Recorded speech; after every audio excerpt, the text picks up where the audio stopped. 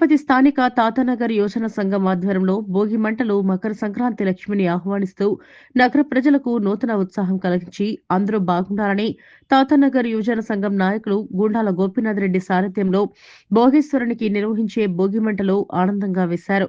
తాతానగర్ యోజన సంఘం నాయకులు దొడ్డారెడ్డి మనోహర్ రెడ్డి, దొడ్డారెడ్డి శంకర్ రెడ్డి, కేఎన్ రాజా, మణి రాజశేఖర్ రెడ్డి, సారథి పద్దు, బుజ్జి, మునిస్వామి, వాసు, టిప్పు, చెంగల్ రాయలు ఈ భోగిమంటల కార్యక్రమంలో పాల్గొన్నారు.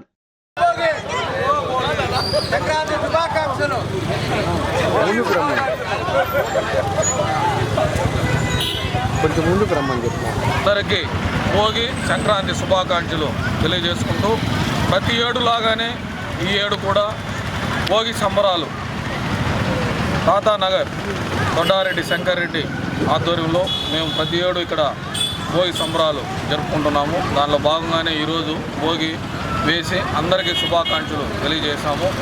ఈ సంక్రాంతి, ఈ నూతన సంక్రాంతిలో ప్రతి ఒక్కరూ బాగా వెంకటేశ్వర స్వామి ఆశీస్సులతో అందరూ బాగా ఉండాలని, ఈ ముందున్న చెడు అలవాట్లని అన్నిటినీ భోగి మంటలో వేసి కాల్చేసి కొత్తగా నూతనంగా కొత్త ఆలోచనలతో ఈ సంక్రాంతిని జరుపుకొని పిల్లలకు మంచి చదువులు రావాలి, రైతులకు మంచి పంటలు పడాలి, మనం అందరూ దేశ అభివృద్ధికి పాటుపడాలి.